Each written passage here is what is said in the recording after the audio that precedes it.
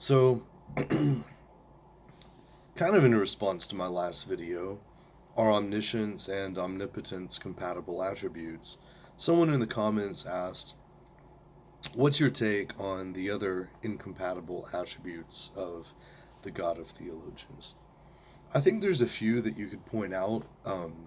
Another one that I've thought about quite a bit has to do with creation, causation, and immutability, right? So, supposedly, God is unchanging, right? That's one of God's attributes. But imagine eternity past, where God has never created a universe before, and then at some point, God, so you, he changes and he decides now, not before, but now, I'm going to create the universe. I'm going to create existence.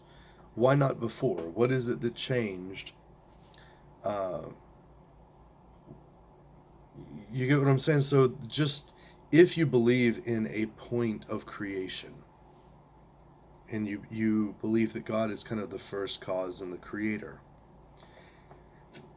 then it seems to me that that kind of contradicts the idea that God is unchanging or immutable. So it seems to me that if you think that God is immutable, unchanging, and you think that in some sense he is the first cause or kind of the creator of the universe, or maybe the universe or the aeons or whatever emanate from him in some sense, then it seems to me that you have to think of creation as an eternal act, or you have to think of the emanation of the aeons or whatever as an eternal act. And it turns out that is basically the position that I've kind of arrived at myself. I think that uh, God generates the material universe. And I think the reason for that is very closely related to uh, another topic that I'll probably touch on in an upcoming video soon. I guess I could call it the ontology of evil, right? What is evil actually? Why does evil exist? What is evil? Why would a good God create evil? You know, these are kind of classical questions that I think I've come up with pretty rationally sound and um, satisfying answers to. But let me kind of hold back on that for just a little bit. Like I said, my view is essentially that creation is an eternal act.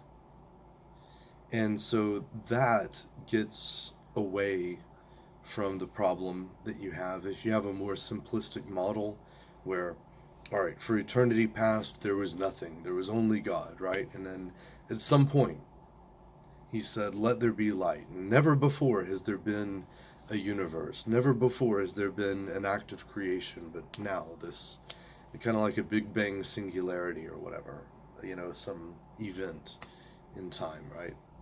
Um,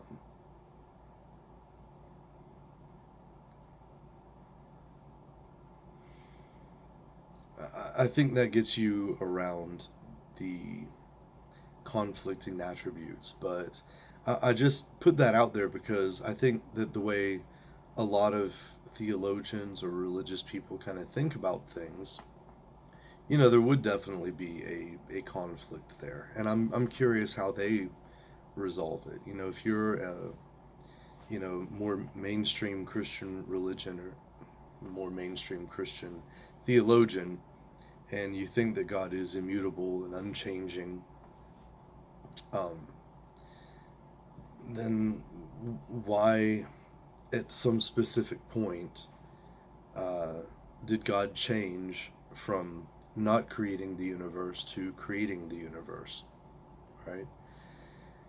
And if anyone has a hard time seeing how that implies a change within God, I don't know how to. If you don't see it, it's almost hard to show it to you. But it's like, let's say you've never written a song, and now you write a song. Before you were not a songwriter, now you are, right? Now I guess you could say, no, actually you were a songwriter all along. You had just never manifested that attribute there, but it was there latent. Okay, well now there's still a change from latent to manifest. I don't see any way of getting around that. I think that if there is an act of creation that's like an event rather than an ongoing eternal process, then that signifies some kind of change in God, some kind of change in the Creator. And then, like I said, the even more nagging question has to do with causation. What is it that caused God to create the universe? You know, I've heard people say, well, he created man to worship him. Okay, so why at that point and not before, right? Did he not need worship before? And then all of a sudden he's like, you know what? I really need some people to worship me. I think I'll create these servile beings to worship me or whatever, right? That seems to signify some kind of inner change from not needing worship to all of a sudden needing worship, right? And, you know, if you're one of these more feel good theologians, it's like, oh, well, God just created humans to be in a relationship with Him. So God didn't need a relationship for eons past. He was happy being single, but all of a sudden He wanted to tie the knot and settle down, so He created man. You get what I'm saying? Like, anytime you're talking about creation, you're talking about a creator God, and you're, you know, putting Him out there as the first cause. I think you run into problems, you know, just logically, philosophically, theologically, when you also suggest that this deity has the attribute of immutability.